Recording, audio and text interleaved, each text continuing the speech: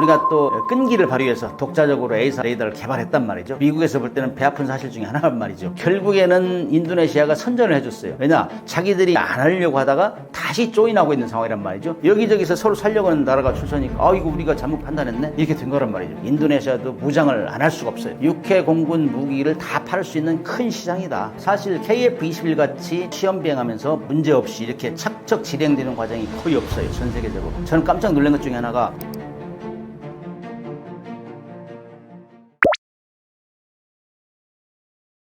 KF-21을 추가로 양산하느냐, 이거 참 국민적인 관심사였죠. 원래 많이 초도하려고 했는데 여러 가지 예산 문제 이런 것 때문에 20대를 먼저 한다 해가지고 국민들이 굉장히 반응이 안 좋았는데 이번에 20대 추가 생산하면서 이제 안정적으로 가는 것 같다. 왜냐면은 처음 개발할 때는 리스크가 엄청 많잖아요. 사실 KF-21 같이 초도 비행하면서 시험 비행하면서 문제없이 이렇게 착척 진행되는 과정이 거의 없어요. 전 세계적으로. 저는 깜짝 놀란 것 중에 하나가 아니 양산도 안 되고 실전 배치도 안 되는데 외국의 바이어들 그러니까 외국의 국방장관을 희생을 한단 말이죠. 난 이것 좀 보고 야 이거 좀 웃기는 거 아니냐? 그 비행기가 완벽하게 된 것도 아닌데 증명이 프로븐이 되지 않았는데 그런 걸 보고 정말 안정적으로 개발하고 있구나. 이걸 볼 수 있어요. 그래서 어떻게 보면 미국 같은 데서는 굉장히 유심히 쳐다보고 있거든, 우리가 이제 이거 KF-21을 사면은 이제 수출을 목표로 하기 때문에 상당히 어떻게 삿발을 걸 것인가 수출 못하게 여기에 지금 초미의 관심인데 우리가 쭉 진행하고 있다. 그래서 이번에 40대를 양상 확정했다는 거는 이제 그 관련 업체들이 안정적으로 이제 시스템 생산 라인을 구축하는 계기가 되는 거죠. 왜냐면은 20대만 하고 또 문제가 있어가지고 또 취소하고 또 뭐 딜레이 되고 그러면은 관련 업체들이 다 힘들어 한다고. 그러나 이제 20대를 추가로 하면서 한화 에어로스페이스는 엔진을 이제 6천억 원대 공급하기로 했고 한화 시스템은 1248억 원인가 그 정도 해가지고 A사 레이더를 포함해서 부품 이렇게 공급하게 돼 있고 그 다음에 이제 카이는 물론 이제 본체를 이렇게 공급하면서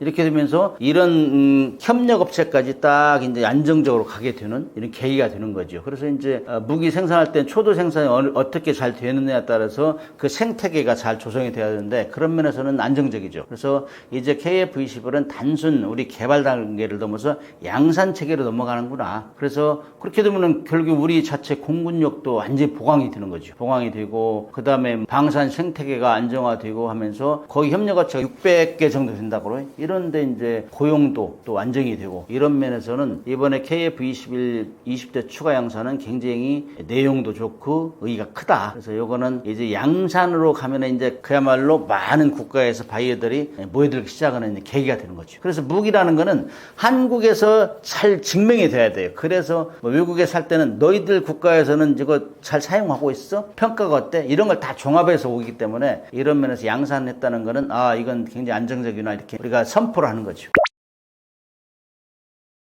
그렇죠. 1억 달러면 1200억, 300억인데 비싸죠. 그래서 많은 국가에서는 야 이거 너무 비싼 거 아니야 이러는데 원래 초기 개발할 때는 개발비가 많이 들어요. R&D비가 많이 들기 때문에 어쩔 수 없어요. 그 다음에 초도 생산은 숫자가 적잖아요. 20대 이제 양산 40대 들어가니까 좀 싸질 건데 그래서 양산을 많이 하면은 단가가 저렴해져요. 원래 우리 미국에서도 뭐 F-35 같은 건 엄청 비쌌어요. 그러나 계속 여기 각국에서 살려고 하니까 그 양산 체계로 들어가니까 싸지는 거죠. 아무튼 엔진은 지금 미국 걸 쓰기 때문에 상당히 우리가 좀 가슴 아프죠. 아직까지는. 그래서 이제 항공기가 KF-21한 국산화가 한 60% 정도 된다 하는데 거기에 중요한 엔진을 우리가 만들어야 돼요.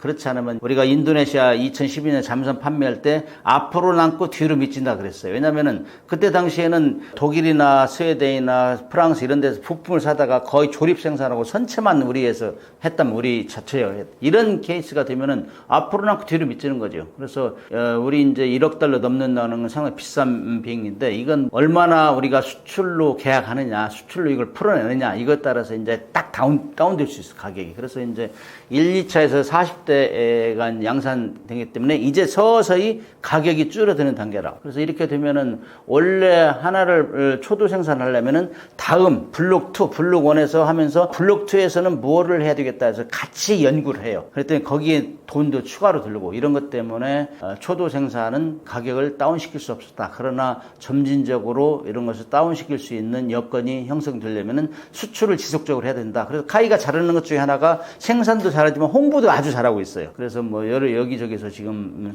살려고 줄 서고 있는 걸 보면은 잘 되리라 봅니다. 값이 싼 비행기를 만들려면 수출을 많이 해야 된다. 그렇게 생각해요. 항공기에서는 에이사 레이더는 우리가 미국에서 F-35 살 때부터 시작해 기술 이전을 해주느니 안 주느니 엄청 시끄러웠잖아요. 그래서 기종 바꾸고 막 여러 문제가 생겼는데 우리가 또 끈기를 발휘해서 독자적으로 에이사 레이더를 개발했단 말이죠. 그래서 이제 이것도 미국에서 볼 때는 배 아픈 사실 중에 하나란 말이죠. 그래서 이제 에이사 레이더를 개발했으면은 그게 에이사 레이더는 먼저 보는 거거든. 확실히 보고 그거를 사격할 수 있도록 표적을 할당하고 그다음 미사일이나 포나 이런 거 다 관련 기술을 통합해야 돼. 통합 능력. 그래서 과거에는 이제 우리가 미국에서 이제 미사일을 사온다. 그러면 이게 연동하기 또 쉽지 않아요. 우리 국산 전투 체계하고 또 미국 거 연동하려면 돈 줘야 되고 뭐 이런 것들이 많아요. 그래서 이렇게 되면은 결국에는 우리가 천룡 미사일도 우리가 개발하고 그다음에 에이사 레이더 개발하면 우리가 독자적으로 이제 할 수 있죠. 우리만이 할 수 있는 능력. 그래서 아마 수출을 할 때도 국산으로 패키지로 만들어서 팔으면 엄청 쉽죠. 만약에 뭐 예를 들어 가지고 미국의 미사일을 쓴다 그러면 미국한테 허락받아야 되고 그러면 너무 복잡하잖아요. 그래서 결론적으로 KF-21은 레이더하고 천룡 미사일을 통합한다는 거는 이건 단순한 성능 향상이 하는 게 아니고 이 공군의 전투 능력도 향상되고 결국에는 방산 수출의 핵심 축이 될 수 있다. 이런 면에서는 좀 자랑해야 되죠. 그래서 이제 가급적이면 국산화하면서 이렇게 체계 통합을 우리 힘으로 하면서 이걸 수출로 견인하는 이런 전략을 세워야 된다. 그렇게 보고 있어요. 인도네시아가 우리하고 공동 개발한다고 했다가 틀어지는 바람에 노이즈 마케팅이 심했어요. 사실 이게 안 좋은 거였고 우리가 배신감을 느끼고 뭐 이랬었는데 결국에는 인도네시아가 선전을 해줬어요. 왜냐? 자기들이 이제 안 하려고 하다가 다시 조인하고 있는 상황이란 말이죠. 원래 개발비 20%만 1.7조 원쯤 부담하기로 했는데 결국에는 깎아주고 해가지고 한 6천억 정도로 조정된 것 같아요. 그렇게 하면서 뭐 양국 간의 갈등도 좀 있었어요. 근데 이것들이 다 이제 봉합 단계에 들어가고 있는데 왜 그러냐면은 이거 시험 비행 단계에서 굉장히 긍정적인 평가를 받았어요. 여기저기서 서로 살려고 하는 나라가 줄 서니까 이거 우리가 잘못 판단했네? 이렇게 된 거란 말이죠. 그래서 이런 것들은 신뢰 회복을 하는 단계에 있기 때문에 계속적으로 우리가 이제 여기저기 노력을 해야 되고 뭐 돈이 다는 아니니까 우리가 이제 그런 것들을 이제 돈이 이제 인도네시아 분담한다는 걸 안 줬다는 데서 일단 신뢰가 깨졌다는 정황에서 좀 아쉽지만은 그건 또 여기저기로 극복할 수 있는 문제예요. 그래서 인도네시아 같은 경우는 인구도 2억이 넘는단 말이죠. 그다음에 이제 앞으로 중국의 남사군도 그 해양 영토 확장 야욕 때문에 인도네시아도 무장을 안 할 수가 없어요. 안 할 수 없기 때문에 육해 공군 무기를 다 팔 수 있는 큰 시장이다. 그래서 이 KF-21을 계기로 해가지고 해군 무기나 육군 무기 이런 것도 팔 수 있도록 이렇게 방산 협력을 조정해 나가야죠. 부품 국산화는 엄청 중요해요. 지금까지 우리가 무기 수출하면서 거의 완성형 수출했는데 미국하고 비교하면 미국은 완성형도 수출하지만은 소부장, 소재, 부품, 장비도 수출한단 말이죠. 그렇기 때문에 그 생태계를 완전히 다 가지고 있기 때문에 방산 생태계를 다 통틀어서 통합적으로 움직이기 때문에 그래서 미국이 천주국이고 무기 생산 1위고 그다음에 수출 1위고 이렇단 말이죠. 그래서 우리도 앞으로는 그동안 완성형 무기를 수출했다면 이제 뭐 우리가 개발한 장비들 뭐 잠수함도 3,000톤 거 개발하면서 31개를 장비를 우리가 개발했어요. 이런 것들은 이제 팔을 수가 있어요. 완제품만 파는 게 아니고 이제 부품도 장비도 팔 수 있다. 이런 차원에서 보면은 엄청난 이제 수출이 진정 수출할 수 있는 기회가 되는 거죠. 특히 이제 항공기 같은 경우는 엔진 개발이 중요하거든. 엔진은 거의 미국이 장악하고 있어요. 전 세계 항공 엔진은.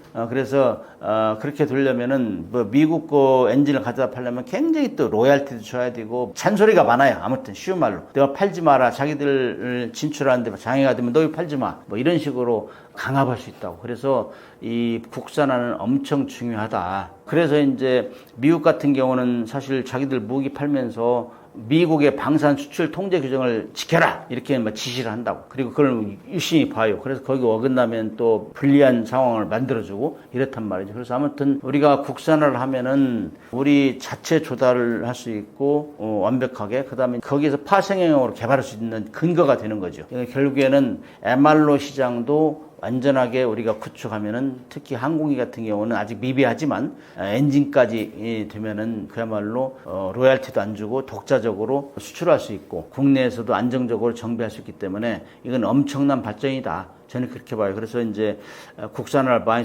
서두르고 있는데, 우리 국기원 같은 데서 지금 다 보고 있어요. 모든 군사 장비에 대해서 국산화를 지정해가지고 하고 있다고. 이런 것들은 국민들은 잘 모르지만은 이게 잘 되면은 그야말로 그동안 우리가 방위산업에 투자했던 돈 이런 것들을 회수할 수 있는 그 기본이 형성되는 거죠. 국산화는 대단히 중요하다, 그렇게 볼 수 있어요. 유무인 복합 체계는 지금 전장 환경에서 변화되는 추세예요. 거기에 우크라이나 러시아 전쟁 때 무인기, 무인 수상적 이런 것들이 엄청나게 활약을 했단 말이죠. 이렇게 되면서 이제는 항공기도 사람이 탄 비행기와 사람이 안 탄 비행기를 지휘하고, 그 다음에 무인기끼리 서로 교신하고, 이렇게 되려면 굉장히 그 AI 기능도 많이 들어가야 되고, 그다음 AI 알고리즘, 그다음에 유무인 통제를 할 수 있는 소프트웨어를 개발을 해야 돼요. 그래서 그야말로 우리가 자율차 지금 막 단계에 있는데 항공기도 그런 방향으로 가지 않을까, 그런 차원에서는 엄청 노력을 해야 돼요. 그다음에 실시간으로 이제 디지털 트윈 같은 거 활용해 가지고 시뮬레이션 해 가지고 시험장에서 모든 그런 역할, 이 전투 상황을 다 시뮬레이션 하는 거죠. 그렇게 해 가지고 할 수 있는 시험장도 만들어야 되고, 그다음에 조종사 양성이 엄청 중요한데 조종사 양성하고 AI하고 이렇게 집어내 가지고, 그다음에 항공기에서도 사이버, 전자전 이런 데도 이제 전문가 양성이 돼야 되고, 그다음에 이제 무인기가 이제 지금 막 여기저기서 만들어내고 있는데, 이거를 전투기 조종사하고 이렇게 통합할 수 있는 이런 거, 어떤 모듈로 전투를 할 것인가, 뭐 2대를 할 것인가, 3대를 묶어줄 것인가, 이런 것들을 다 종합하면은 이제 우리가 어떤 방향으로 갈 건가 결심이 드는데, 우리가 많이 벤치마킹 하는 게 지금 미국 시스템이에요. 미국은 지금 유무인 복합 전투기 운용 이걸 지금 개발하고 있는데, 이렇게 되면은 KF-21은 정말로 유무인 복합 체계로 갈 수밖에 없구나. KF-21도. 그래서 이제 앞으로 국내 기술하고 산업, 그 다음에 운용 길이 이런 것들 통합적으로 발전되려면은 무언가 이 KF-21에서는 우리가 수출도 중요하지만 내부적으로 일단 그런 것들이 완벽하게 하나의 모델을 만들어야 되겠다. 이런 차원에서 기술, 인프라, 그다음에 인력, 산업 이런 것들 종합적으로 발전시켜야 된다. 그렇지 않으면은 무인 전투하기 힘들어요. 그래서 사람을 지휘하는 것도 힘든데 사람이 무인기까지 지휘한다는 건 쉽지 않아요. 그렇기 때문에 그런 걸로 하려면은 유무인 복합 체계, 유무인 전투기를 어떻게 지휘할 것인가 운용 개념부터 확실히 잡지 않으면은 힘들다. 저는 그렇게. 1996년도에 김영삼 대통령이 유명한 말을 했어요. 일본이 자꾸 독도를 자기 땅이라고 하고 거기 뭐 함정을 이용해 데몬스트레이하고 그러니까 김영삼 대통령이 우리 저 일본 놈들 버리장머리를 고쳐줘야 된다. 그래가지고 유명한 말을 했는데, 그렇게 하면서 해군의 총장을 불러다가 참모총장을 불러다가 그거를 극복할 수 있는, 일본의 해군력 위협을 극복할 수 있는 방안을 만들어내. 이렇게 해가지고 한 게 경항공모함이에요. 3만 톤급 경항공모함인데, 그래가지고 다 하기로 했어요. 그런데 이제 그때 북한의 도발이 워낙 잦은 도발이 이제 있으니까 이거 진짜 북한을 먼저 견제하는 게 먼저 아니냐 이렇게 해가지고 군수부에서 다시 육군 공군 들어가가지고 이거는 뭐 일단 대북 전력, 견제 전력을 먼저 키웁시다. 항공모함 돈이 많이 드니. 이렇게 또 그 다음에 이제 바뀌었어요. 그래서 1996년도에 결정됐는데 다음에 바뀌었어요. 그리고 한참 있다가 이제 25, 6년 지나서 이제 문재인 정부 때 다시 시작이 된 거죠. 아무튼 우리가 이제 항공모함을 만들 때는 일본이 우리를 자극해서, 근데 최근에 들어서는 중국도 우리를 자극하기 시작했어요. 이제 서해를 내해와 만들고 뭐 이어도 근해 출몰하고 이렇게 하면서 해양 영토 분쟁이 올라가면서 과거에 우리가 중단했던 걸 다시 시작하자 해서 문재인 정부 들어와가지고 72억 원을 들여서 기본 설계비를 땄어요. 반영했다고. 그래서 시작하려고 하다가 윤석열 정부로 바뀌었어요. 그러니까 윤석열 정부에서는 야, 이거 돈 많이 들어. 그다음에 기본적으로 우리의 이 군 수뇌부들은 미군이 주둔하고 있는데 자꾸 돈 많이 드는 한국만을 할 필요가 있느냐. 왜냐, 우리 작전 계획, 한미연합 작전 계획에 보면은 전쟁이 시작되면은 미군의 항공모함 전단이 4개가 와요. 그렇기 때문에 그 뭐 미군이 해주는데 자꾸 만들려고 하냐. 이런 의견이 지배적이에요. 그렇기 때문에 그것이 우선순위에 밀려가지고 일단 돈이 많이 든다. 그리고 이 돈이 많은데 다른 걸 좀 해봐라. 이런 식으로 이제 여론이 되니까 우리가 이제 다시 검토에 들어갔어요. 그러다가 윤 정부가 바뀌었는데 새 정부 들어오면은 이제 또 추진될 가능성이 많아요. 그래서 최근에 나오는 얘기가 유무인 복합전력 지휘함. 그래서 이게 한국형 항공모함이다. 경항모다. 이렇게 얘기하고 근데 아직 정확한 명칭은 이제 확정이 안 됐는데 톤수는 3만 톤 그대로 하고 3만 톤 정도로 하고 거기다가 우리의 비싼 전투기 우리가 원래 이제 F-35를 실으려고 했어요. 미국에 사다가 실으려고 하니까 너무너무 돈이 많이 드는 거야. 항공모함 건조비도 비싼데 거기다 항공기까지 이제 사오려고 하면은 이건 엄청난 돈이 많이 드는 거예요. 그래서 그 돈이 많은 전투기 대신 우리가 무인기를 이제 실자. 그래서 최근에 들어서 독도함을 활용해 가지고 미국의 무인기 모하비를 옆에서 이제 이착륙하는 그 시뮬레이션 했죠. 이런 것들을 한 거는 그러면 우리가 3만 톤급 경항모가 돈이 많이 든다. 특히 이제 전투기를 사오는데 돈이 많이 들고 우리가 개발하기 전까지 너무너무 천문학적인 돈이 많이 들기 때문에 우리가 자체적으로 그런 경항모는 아니더라도 대체할 수 있는 전력이 뭐냐 이런 걸 계속 수기하다가 나온 것이 유무인 복합 지휘함이에요. 유무인 전력 을 복합적으로 할 수 있고 거기에는 이제 무인기도 들어가고 때로는 무인 수상정도 싣고 다닐 수 있는 것이고 근데 이런 것들이 지금 공론화 단계에 있고 최근에 들어서 합참에 보고가 됐어요. 그래서 올해 연말에 소유가 결정되면 경항모 대신 유무인 전력 지휘함을 만들어서 추진하기 시작할 거예요. 이것들은 최근에 들어서 이제 미국에서도 항공모함 너무 비싸. 이거 좀 줄여 하는 여론이 비등하거든 미국에서도. 그리고 항공모함 뭐 중국 같은 데서 등펑 21, 등펑 26 같은 거 개발해가지고 미사일로 항공모함 공격하면 어떻게 할 거야? 발 한 번에 수상되는 거 아니야? 이런 여론이 비등하기 때문에 그래서 이제 소형 항모로 줄이고 있어요 미국도. 그래서 우리도 이제 소형 항모 그래서 만들려고 했는데 그거는 우리도 비싸. 우리 처지에서는. 그래서 그거를 경항모를 만들기 톤수로 만드는데 싣고 다니는 거는 좀 비교적 저렴한 무인기 쪽으로 하자. 이런 여론이 형성된 거죠. 그래서 지금 추진하고 있어요. 이렇게 되게 되면은 우리가 경항모보다는 효과는 덜하고 위력은 덜하지만 경항모의 버금가는 능력을 발휘할 수 있다. 거기다가 이제 자폭 드론 같은 거 싣고 다니면은 뭐 옛날에 2차 대전 때 2차 대전 말 태평양전쟁에서 일본 사람들이 히트친 것 중에 하나가 가미가지잖아요. 항공이 가서 들이받아가지고 함정을 격침시키고 그랬는데 이런 것 정도 자폭 드론 그런 역할을 할 수 있단 말이죠. 그래서 거기다가 이제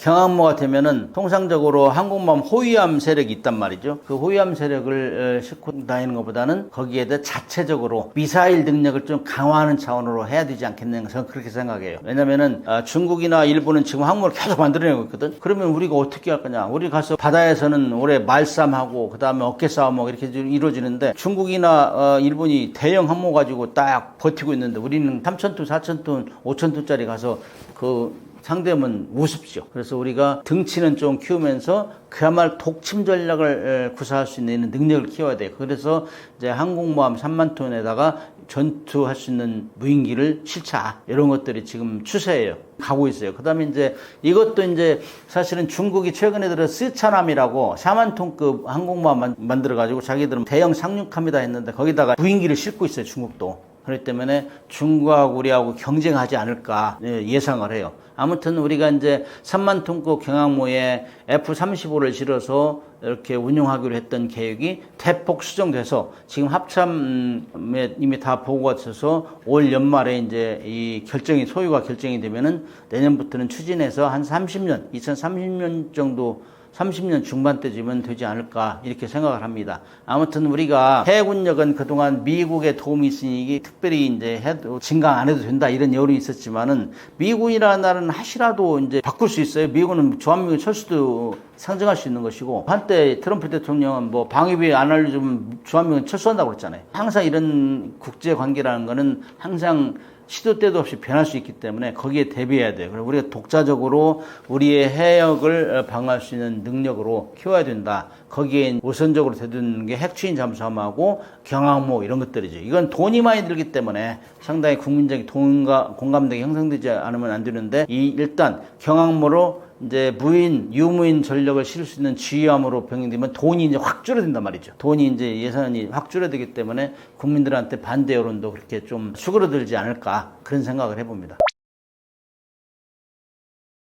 디젤 잠수함 시장에서는 세계 최고 베스트셀러가 이제 독일이에요. 독일은 1차 대전 거치면서 유보트가 맹활약하면서 독일의 잠수함이 전 세계적으로 이제 유명해지기 시작했는데, 전쟁이 끝나고 나서도 8개국에 170여 척을 수출한 베스트셀러예요. 그래서 우리도 이 1200톤짜리 잠수함을 독일에서 첫 번째 배는 건조해서 가져왔고, 두 번째 배부터는 원자재를 사다가 조립 생산했어요. 그 다음에 한 10년 경과된 후에는 우리가 1800톤짜리도 독일에서 원자재를 가져다가 우리 현대조선소하고 하나오션하고 교호로 이제 조립 생산하면서, 야, 이거 언제까지 사올 거야 우리가. 그래서 우리가 독자적으로 정비하고 또 오버홀하고 이렇게 하면서 우리가 이제 리엔지니어링, 역설계 해가지고 우리가 기술을 습득했죠. 그래서 독일에서 잠수함을 도입한 이후 30년 만에 독일을 누르고 세계 최고 수준으로 잠수함을 만들어낸 게 3000톤급 도산 안창호함이에요. 그래서 우리가 이제 이렇게 얘기하면은, 니네가 뭘 독일을 앞섰단 말이야, 이렇게 묻는 사람이 있는데, 우리는 사실 독일에서 가져온 원자재를 갖다 조립 생산하는 1200톤짜리, 1800톤짜리 하고 우리 3000톤가 훈련을 해요, 같이 바다에서. 그렇게 되면은 먼저 잡고 우리가 잘 안 잡히고 이런 데서 우리가 앞선단 말이에요. 잠수함은 조용히 해야 돼, 일단. 그 다음에 공격 무기도 우리가 훨씬 다양해요. 독일에서 가져온 건 1200, 1800짜리는 어류, 길이, 대한미사일 정도 있는데, 여기에는 3000톤급에는 어류, 길이, 대한미사일, 잠대, 지미사일, 거기에는 탄도탄 미사일을 SLBM, 거기에는 물론 핵탄도는 안 들어있지만 이런 것까지 있는 배는 우리 한국의 도산한 정함이 디젤 잠수함 첫 번째예요. 그렇기 때문에 이거는 우리가 이렇게 얘기할 때도 인정 못하지만은 캐나다, 폴란드, 필리핀, 사우디, 최근에는 페루 이런 데서 이런 잠수함 살려고 해요. 바이어가 늘어난다 한 건 잠수함 성능이 좋기 때문에 그렇다. 그래서 이미 디젤 잠수함 시장에서 우리가 이제 선생님을 누르고, 독일이라는 선생님을 누르고 2012년도에 인도네시아 3척을 팔았어요. 그 위에 주춤했는데 이제 3000톤급을 만들어내면서 그런 디젤 잠수함 시장을 석권하는데 좀 진일보했다, 이렇게 평가할 수 있고, 그 다음에 이제 잠수함을 만들어내면, 디젤 잠수함 만들려면 창후에 핵추진 잠수함을 만들어야 되는데, 이제 핵추진 잠수함을 만들 수 있는 기반이 확보됐다. 이런 차원에서 우리가 상당히 크게 둬야겠다, 이렇게 얘기할 수 있죠. 이제 이 한반도 주변 해역은 잠수함이 득실거린다, 이렇게 얘기해도 과언이 아니에요. 세계 최다 잠수함 보유국인 북한이 76척, 거기에는 물론 핵잠수함은 없어요. 그 다음에 중국 70몇 척 가지고 있고, 73척. 일본도 뭐 21척이나, 22척이나 가지고 있고, 러시아는 주기적으로 통해서 출몰 하고, 이렇기 때문에 잠수함이 상당히 많아요. 이런 와중에 우리가 주목해야 될 부분은, 북한은 자기들의 핵무기를 개발하고 핵미사일을 개발해서 지금 우리 전 세계를 위협하고 있는데, 특히 미국과 우리를 위협하고 있는데 항상 불안한 거예요. 핵무기, 지상에 있는 핵무기 시설은 항상 불안해요. 왜냐하면 전쟁이 일어나면 맨 먼저 공격 대상이 되기 때문에. 그래서 이거를 물속에 감추는 게 핵잠수함이에요. 그래서 핵잠수함을 최근에 3월 8일 날도 김정은이가 이제 시찰하고 뭐 핵잠수함 빨리 만들어라 독려하고 그랬는데, 왜 이렇게 서두르고 있단 말이에요. 그래서 핵무기를 수중에 감추는 전략, 이러기 때문에 그 핵무기를 수중에 감추면 그 핵잠수함이 가서 추적 감시를 해야 돼요. 핵무기를 발사를 못하게. 이렇게 하려면 핵잠수함이 있어야 돼요. 핵잠수함만이 할 수 있어요. 디젤 잠수함은 매일 2-3번씩 올라가 충전할 때 들통이 나요. 올리면은 항공기에서 잡아내요. 그러나 핵잠수함은 원하는 시간, 승조원의 체력만 되면 무제한 작전이 가능하다고. 그래서 우리도 핵잠수함을 만들어서 북한의 핵무기를 싣고 다니는 잠수함을 추적 감시해야 된다, 이렇게 이제 우리 전략을 세우고 있어요. 그렇게 하면서 북한도 누르고, 그 다음에 중국이나 일본은 과거 우리를 침탈했던 주변국이기 때문에, 그런데도 우리가 이제 핵잠수함을 만들면은 그야말로 비수 역할을 할 수 있어요. 왜냐하면 핵추진 잠수함은 물속에서 무제한 작전이 가능하기 때문에 맨 먼저 전장에 투입될 수 있어요. 초회선봉에 은밀하게 적의 항구에 가서 딱 지키고 있다 나오는 배도 격침시킬 수 있고, 그 다음에 전쟁이 거의 막바지 살고 우리가 막 육지에 엄청나게 피해를 입었어도 물속에 핵잠수함이 오래 견딜 수 있기 때문에 거기에서 바로 상대의 심장부를 타격할 수 있는 능력을 가지고 있다. 그래서 우리는 북한도 억제할 수 있고 주변국을 억제하려면은 핵추진 잠수함이 필요하다. 그리고 핵추진 잠수함은 아마 항공모함 이런 거에 비해서 상당히 가격 대비 성능으로 만족도를 우리가 얻을 수 있어요. 그렇기 때문에 가성비가 뛰어난 무기다. 그래서 북한도 견제하고 그다음에 일본, 중국도 견제하려면은 핵잠수함을 만들어서 가야 되겠다는 게 우리 이 전략이에요. 그다음에 이제 핵잠수함을 만들려면 원자로가 조그마한 만들고 소형 원자로 선박용 원자로 만들어 집어내야 되기 때문에, 그렇게 되면 그 기술이 이제 LNG 선박이나 헬빙성이나 북극 탐사선 이런 데는 뭐 장기간 가려면은 연료를 가져가야 되는데 힘들잖아요. 그래서 연료까지 충당하려면. 그래서 핵잠수함 만들면서 만든 그 원자로가 이런 함정에 들어가면은 지금 산업 파급 효과도 굉장히 크죠. 이런 면에서 중장기적으로는 이제 핵잠수함을 가야 된다는 게 우리 전략입니다.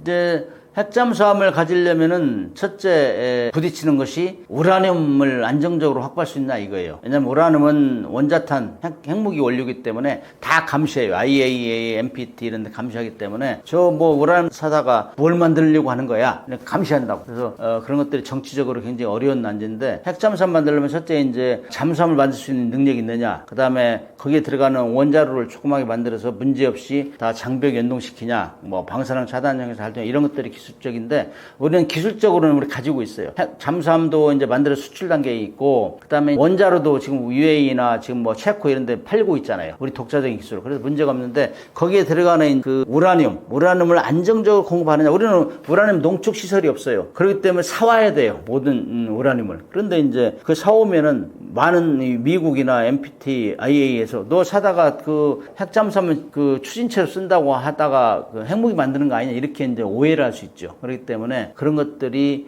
굉장히 난제인데, 그래서 이제 우리가 지금 핵잠수함을 2003년, 4년도부터 이제 시작을 했다가 잠시 보류를 했단 말이죠. 왜냐면은 우라늄을 안정적으로 공급할 수 있느냐 없느냐. 특히 이제 북한이 비핵화를 우리가 견인하고 있었어요. 너 핵무기 만들지 마라. 제발 핵무기 없애라. 이렇게 하고 있는 상황에서 우리가 핵 연료를 잠수함에 집어넣는다 하면은 그게 말이 안 되잖아요. 설득이 안 되잖아요. 그래서 우리가 터부시하면서 그런 얘기는 안 했었는데, 이제 북한이 나는 핵잠수함 만들어서 핵무기 다 집어넣을 거야 이렇게 뭐 선전하고 다니잖아요. 이런 상황에서 우리도 해야 된다는 의견이 많아요. 국민적 여론이 아주 높아지고 있다고. 그래서 이렇게 해야 되기 때문에 과거에는 우리가 쉬쉬하면서 만들어 왔어요. 왜냐하면 북한을 자극하지 않기 위해서. 그런데 이제는 그렇게 하다 보니까는 국가 기술력을 총 결집하는데 애로가 있어요. 너무 비밀스럽게 하니까. 그래서 이제는 우리도 오픈해서 해야 된다. 왜 우리가 뭐 북한보다 경제력이 뭐 수십 배 앞서고 그런데 왜 우리가 계속 눈치 봐야 되느냐. 우리가 돈이 없냐 기술이 없냐. 그러나 단지 우라늄을 확보하는데 좀 애로가 있지만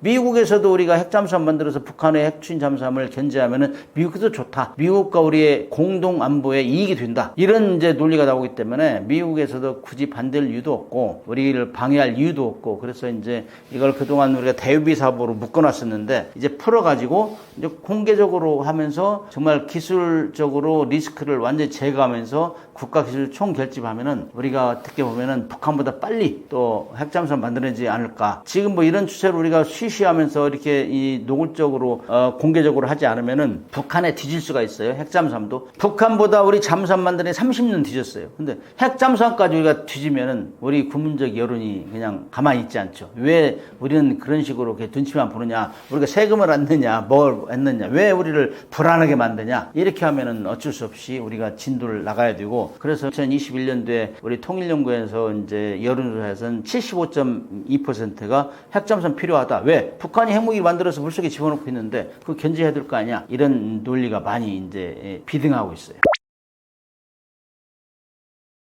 이제 우리가 방위산업 하면서 수출을 시작하기 하니까 굉장히 국민의 여론이 좋아지고 있어요. 아, 잘하고 있어. 미국은 뭐 사실 방위산업 수출 가지고 방위산업이 한 4대 전략 품목 정도 돼요. 미국은 엄청나게 천주국이라고 하잖아요. 방산 수출이 세계 1등하고 있는데, 그런 것들을 하려면은 이 생태계가 조성이 잘 되어야 되는데 그 생태계 중에 제일 중요한 게 인력 양성.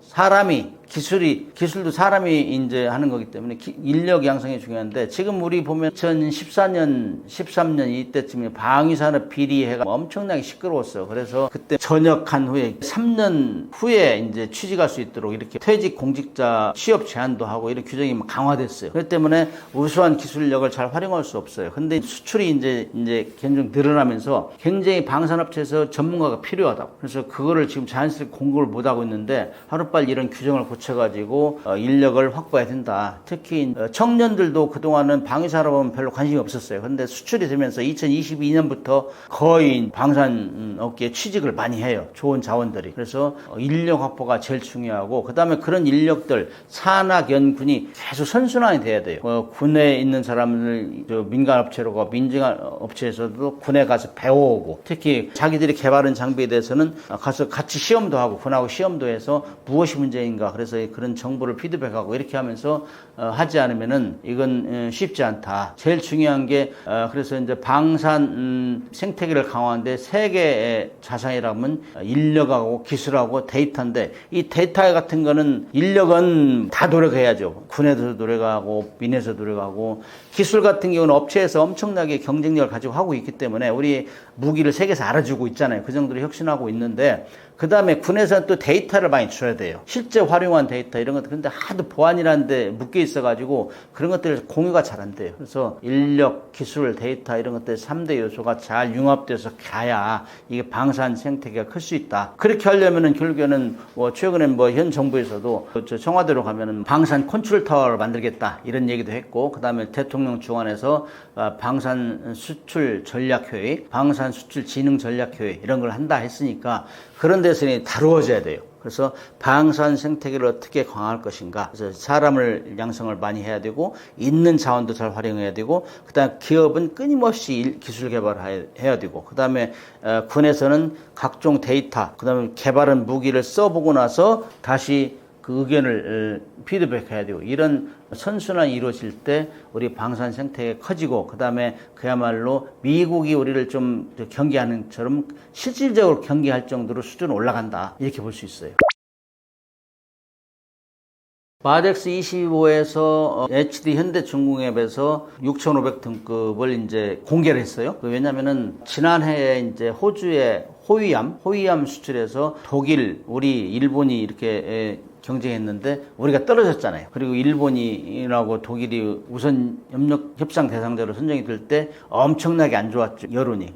우리가 하나오션하고 현대하고 과다 경쟁에서 문제도 좀 생겼었고, 우리가 전력 투구할 수 있는 상황이 아니었어요. 그래서 정부하고 이렇게 민간군 협력해서 이제 이 수출 제의도 하고 그래야 되는데, 그런 것이 좀 부족했어요. 그렇게 하면서 호주에서는 자기들은 우리가 제하는 것보다 좀 더 큰 배를 원한다. 그래서 6,000톤, 우리가 했던 게 3,000에서 3,500톤 이 정도인데 그보다 더 큰 걸 원한다, 이런 분위기가 있었어요. 그래서 앞으로 그런 거에 대비해서 이제 미래 남미 같은 데는 사실 엄청나게 광대한 이제 바다를 가지고 있기 때문에 그런 데서는 큰 배를 원할 수도 있다. 그래서 그런 거에 대비해 가지고 6,500톤급 그다음 블루워터 수출용으로 만들겠다는 이제 의지를 보인 것이죠. 그래서 거기에는 지금 좀 계류되고 있지만은 우리 KDDX 차기 한국형 이지스 구축함 KDDX 만들려고 할 때 들어가는 기술, 그다음에 무인 함정까지 싣고 다니고, 그다음에 무인기까지 운용하는 이런 것들을 종합해가지고 이제 거기 모든 기술을 집어내가지고 그야말로 한국의 6,500톤 가보면 이건 정말로 대단한 함정이다. 이런 하나의 한국적인 상징적인, 그리고 현대가 사실 세계 1등 조선소잖아요. 현대의 그 이미지에 부합한, 상징성에 부합한 배를 만들겠다,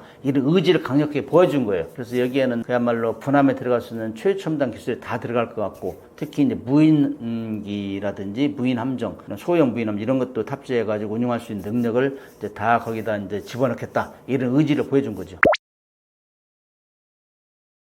지금 해군에서도 유무인 복합 체계를 얘기를 하면 말이 안 통해요. 왜냐면은 이거는 이제 미국이 선도하고 있는데, 미국은 10만 톤짜리 항공모함을 11척을 운용하는 천주국이란 말이죠. 그런데 미국은 중국하고 태평양 패권 전쟁을 지금 계속 하고 있는데, 중국은 태평양으로 나가려고 하고 미국은 못 나오게 하고, 거기에서 지금 분쟁 여건이 조성되는 말이죠. 그런데 중국은 항공모함은 미국같이 만들려면 돈이 너무너무 많이 들어. 그래서 이거를 어떻게 격파할 것인가. 그래서 이제 만들어내는 게 중국이 등펑 21, 등펑 26 이런 것들이에요. ASBM, Anti-Ship Ballistic Missile 그래요. 대함 탄도탄 미사일. 이거는 뭐 초음속으로 하기 때문에 방어하기 힘들어요. 그래서 등펑 21 같은 경우는 사정거리 1500에서 1800km, 그 다음에 등펑 26 같은 경우는 사정거리가 3000에서 4000km 돼요. 그래서 이제 항공모함이 2000km 이내에 접근하기 힘들어요. 그래서 이제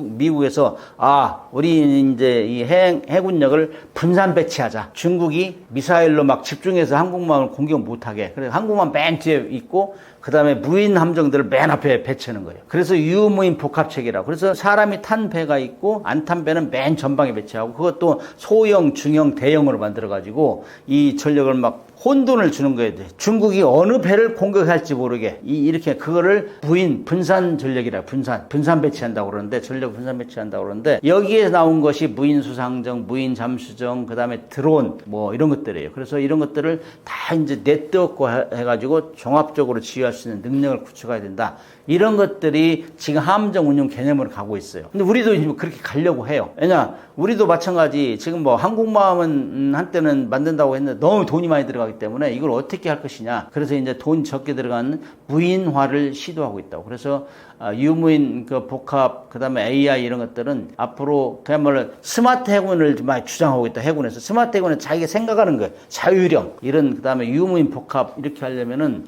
전장 관리 체계가 완전히 바뀌죠. 그래서 이제 과거같이 막 항공모함 미국같이 엄청나게 큰 항공모함에 인력을 많이 싣고 이렇게 하는 것보다는 이제는 그걸 무인화로 대체하는 거예요. 그래서 미래에는 그야말로 AI 기능이 거의 많이 들어가면서 사람 대신 판단하고 그 다음에 공격하고 또 방어하고 이런 거 하기 때문에 유무인 복합 체계로 가는데 이런 것들이 이제 결국에는 미래 전장에서 이제 게임 체인저가 될 수 있죠.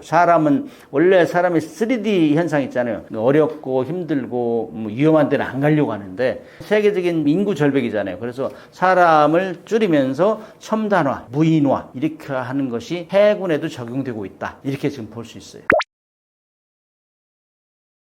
우리가 K9 자주포하고 K2 전차는 이 수출 대표 선수죠. 대표 선수. 최근에 들어서 특히 K2 전차는 폴란드에서 1차에 180대를 수출했는데 2차를 할 거냐 말 거냐 이게 엄청나게 논란이 되었어요. 특히 양이 방대하기 때문에 이 수출 금융 지원을 어떻게 해줄 것이냐 이것 때문에 방위적으로 우리가 노력을 했어요. 그 와중에 EU에서는 이제 우리 한국의 이제 방위산업 무기들이 계속 유럽을 진출하니까 이걸 막 지금 바리케이트를 치고 있어요. 그 중에 하나가 유럽 방위기금 조성해가지고 2천억 유로를 조성해가지고 자체적으로 이제 방산을 키우겠다. 이런 전략에 부딪혀 있었고 또 폴란드에 정권 교체가 있었잖아요. 2023년 말에. 그러니까 정권 교체가 되면 또 이것도 유야무야 되는 거 아니냐. 2차 계약은 무산되는 거 아니냐. 이런 것 때문에 걱정을 많이 했다고요. 그러나 이번에 이제 180대를 추가 계약하면서 국민들이 이제 한숨을 돌렸죠. 왜냐? 2차 계약 180대는 65억 불이에요. 그 한화로 8조 8천억 원 규모인데 엄청 크잖아요. 한국에서 이번에는 117대는 그대로 이제 완제품으로 공급하고 63대는 폴란드 방산 기업이 있어요. PGZ라는 현지 업체를 통해서 현지 생산 형태로 가는데 어떤 분들은 이거 거기 공장 지어주고 이제 거기 생산하면 우리는 끝 아니냐 걱정하는 사람도 있어요. 그러나 이제 우리 기술을 이전하면서 현지 생산하면 나름대로 또 효과가 있어요. 우리도 좋고 우리는 지속적으로 MRO 같은 거 할 수 있잖아요. 그 주요 부품을 수출할 수 있고 그 다음에 폴란드 같은 경우는 거기서 생산해서 자체 조달도 하고 유럽 시장을 또 팔 수 있잖아요. 이런 효과가 있기 때문에 지역 생산 형태를 취함으로써 이제 그야말로 유럽에서 K2 전차를 생산할 수 있는 이 입지가 이제 조성되는 거죠. 이렇게 되면은 특히 이제 K2 폴란드형 이런 현지화로 생산하면서 브랜드 가치가 상승한다 이거죠. 이런 면에서 국민들이 박수 쳐줬습니다. 이거는 이렇게 되면은 우리가 이제 우리 방위 산업은 그동안 쭉 북한을 상대로 해가지고 키워왔어요. 북한을 억제할 것인가. 그런데 이제 이미 그거를 눌러버렸다고 북한은. 그래서 수출을 하지 않으면은 우리 방산기업 생산 라인을 줄여야 되거든. 이런 상황에 이제 수출이 지속적으로 된다는 보장이 되는 거죠. 그렇게 되면은 우리 국내 조달도 되고 해외도 수출하고 이렇게 해서 강력히 균형 있게 생산 라인을 유지할 수 있다 이거죠. 그다음에 해외에서 돈 벌으면 그걸 가지고 또 우리 K2 개량도 해야 되고, 그다음 K2EX, K3 전차 이런 것들을 계속 진화적으로 발전시키면은 그야말로 탱크 분야에서는 우리가 선두주의 역할을 할 수 있다. 이런 면에서 의미가 굉장히 크다. 이렇게 얘기할 수 있죠.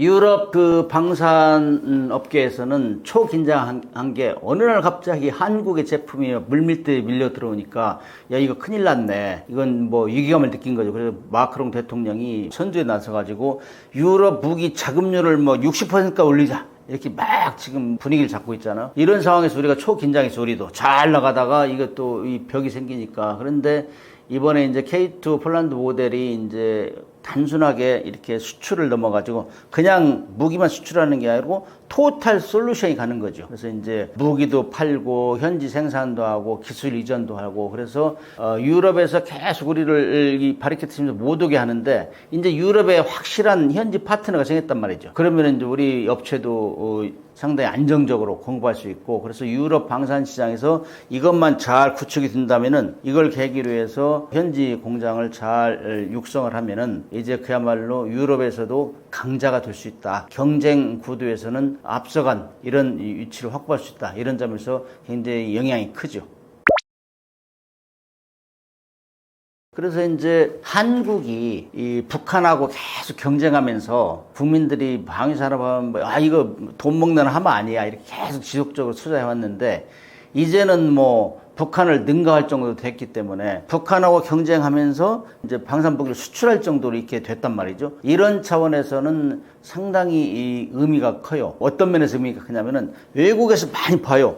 이 한국은 정말로 무기 생산도 하지만 유지 보수도 잘하고 계속 성능 개량도 잘하네. 그다음에 거기에는 이제 교육훈련 시설, 우수한 교육훈련 시설과 그다음에 정비 시설 이런 것들 우리는 다 가지고 있어요. 그래서 제가 쭉 군생활하면서 미국에 굉장히 의존적으로 배우고 했는데 이제는 미국에서 이제 서서히 우리를 경쟁할 정도 부상했단 말이죠. 그래서 이거는 미국에서 볼 때도 한국은 단시간 내에 무기 생산 조달 시스템이 완전히 구축됐구나. 그래서 많은 국가에서 이거 탱크를 만들 때, 항공기를 만들 때 한국을 모델로 하자. 그래서 소요 기획부터 시작해가지고 제품 생산하고 유지하는 거 수출까지 이걸 토탈 솔루션이라고 할 수 있는데, 이런 건 교육훈련 지원, 뭐 정비 이런 것까지 다 하기 때문에 이거는 우리가 그야말로 이제는 방위산업을 키워가지고 국민들한테 돈도 돌려주지 못했는데 이렇게 수출까지 딱 굉장히 선순환이 됨으로써 이거는 하나의 국가 전략 사업으로 구축하고 있구나. 이런 걸 얘기할 수 있죠. 그래서 한국 방산업은 드디어 글로벌 플랫폼으로서, 그 다음에 유지 보수도 잘하고, 그 다음에 우리 방산 생태계도 쭉 유지하면서 이렇게 하나의 모델이 된 거예요. 한국형 수출 모델, 이것이 지금 완성되고 있다. 이런 데에서 상당히 전략 산업을 키울 가능성이 있죠. 루마니아, 슬로바키아 이런 데는 다 지금 폴란드나 입장이 비슷하잖아요. 지금 소련이 팽창주의로 계속 나오고 과거의 소비에트 연방의 영광을 재현하자. 이게 이 푸틴의 목표이기 때문에 주변 국가, 러시아와 가까이 있는 국가들은 다 긴장하고 있어요. 그런데 이거 돈이 많이 든단 말이죠. 그래서 다 주춤주춤하고 있고 우리 무기를 또 한 번에 살 여력도 좀 없단 말이죠. 이게 경제력이. 그래 보니까 폴란드가 잘하고 있다. 이게 그냥 모델이 된 거예요. 그 다음에 K9 자주포, K2 전차, 뭐 항공기, FA50까지 이런 것들을 쭉 보니까 폴란드가 잘하고 있네. 우리도 일단 폴란드 모델을 따라가야 되겠다. 이런 분위기가 지금 생성되고 있어요. 유럽에. 그래서 루마니아, 슬로바키아도 K2 전차, K9 자주포를 폴란드처럼 사고 일부 사고 현지 생산할 수 있는 능력을 확보하자. 이런 지금 계획이 흘러나오는 것 같아요. 그래서 현지 파트너십도 구축하고 그다음에 MR로 부품 이런 것도 공급하고 그다음에 EU의 규제 산업 이런 데에서도 폴란드 모델 하면 문제가 없을 것이다. 이렇게 해가지고 그런 분위기가 형성되는 것 같아요.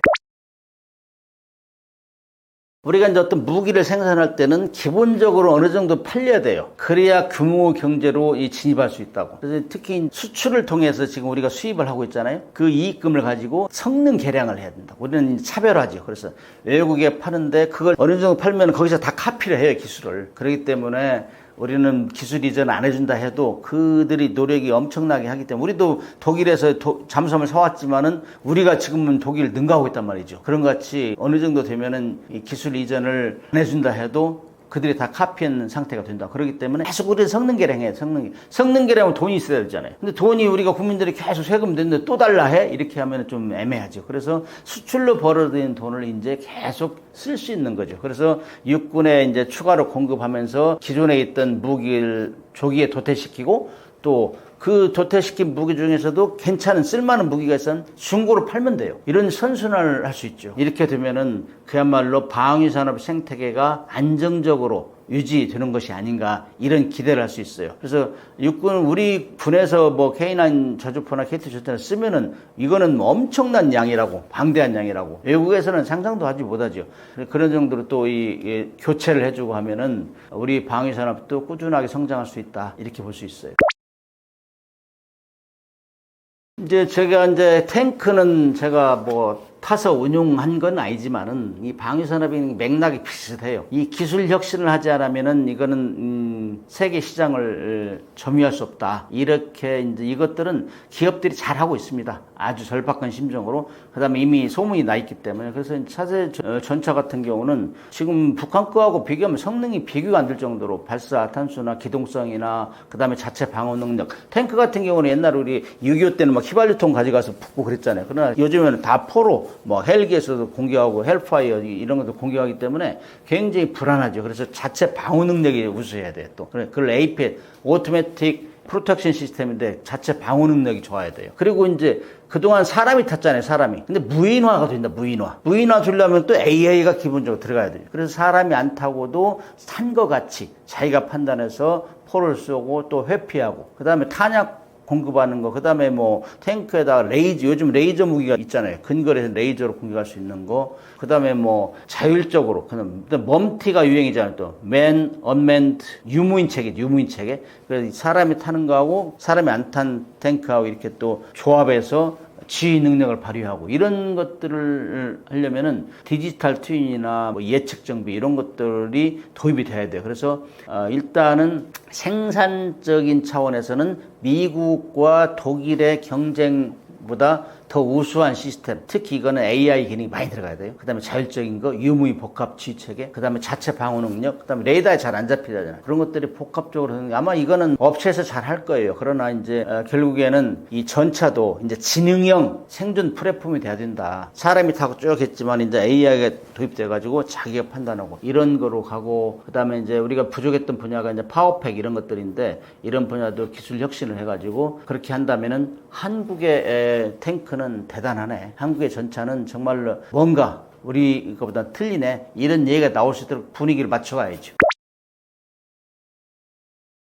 더먹이좋은 TV 시청자 여러분, 경청해 주셔서 감사드리고, 과거에 이제 러시아 우크라이나 전쟁이 지속되면서 우리가 지상군 무기, 공군 무기를 많이 팔았죠. 근데 이제 그런 분위기가 해군 무기 쪽으로 오고 있어요. 그 다음에 이제 미국이 중국을 견제하기 위해서 지금 해군력을 급팽창시키고 있는데 그 조선 능력이 부족하단 말이에요. 그래서 우리한테 이제 SOS를 보내고 있어요. 그래서 우리가 한미 조선업 협력이 지속된다면은 이제 해군 무기가 확 늘어날 수 있어요. 그래서 그야말로 지해공 무기가 이제 전방위적으로 수출을 해야 된다. 이렇게 하려면은 일단 지속적으로 기술 혁신을 해야 되고, 기술 혁신을 하려면 돈이 있어야 예를 들려면은 여러분들이 보고 주식 투자도 많이 하고 이렇게 하면 선순환이 이루어질 수 있다고. 그래서 이 방송을 통해서 보시고 뭐 방산 투자도 많이 하시고, 제가 볼 때는 앞으로 함정 분야는 지속적으로 주가가 올라갈 가능성이 있어요. 미국에서 굉장히 우리한테 협력을 요청하기 때문에. 그래서 아무튼 우리는 방위산업이라는